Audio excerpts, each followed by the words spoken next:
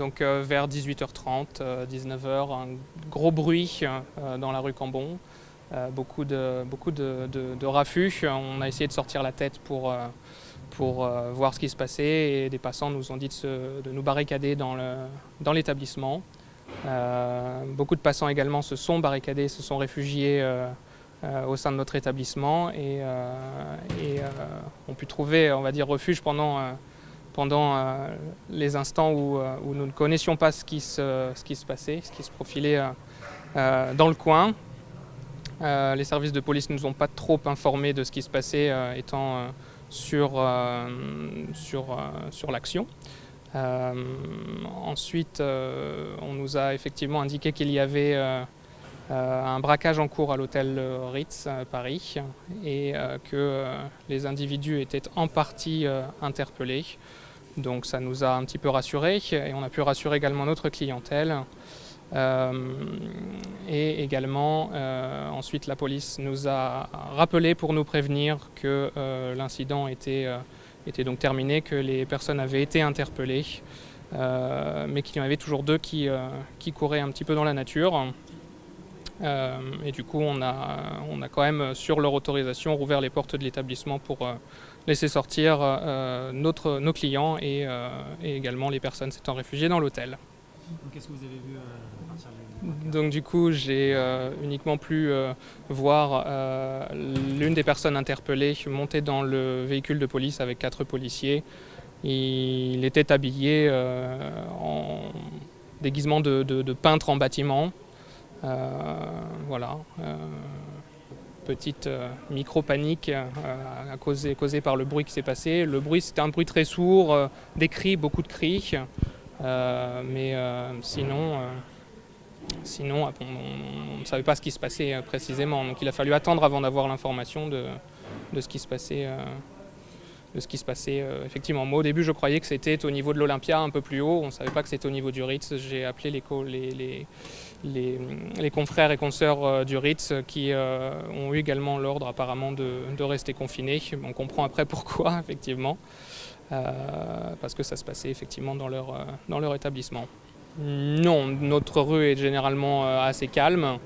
On a effectivement l'état d'esprit très serein. De toute façon, c'est des choses qui arrivent un peu partout dans Paris, un peu tous les jours. Quand c'est pas une banque, ça peut être un hôtel. Quand c'est pas un hôtel, ça peut être une boutique. Quand c'est pas une boutique, ça peut être un autre commerçant. Donc voilà. Bon, ce coup-ci, ça arrive au Ritz.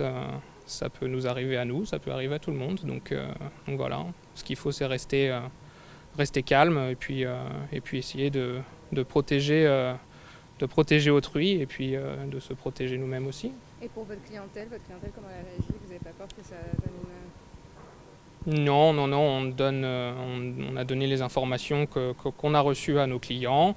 On a pu les confiner au sein de notre bar, de notre établissement.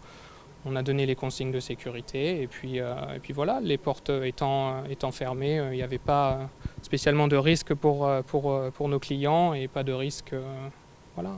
On filtrait avec une porte pour ceux qui voulaient rentrer effectivement, mais le reste du temps toutes les portes étaient fermées, donc quasiment aucun risque de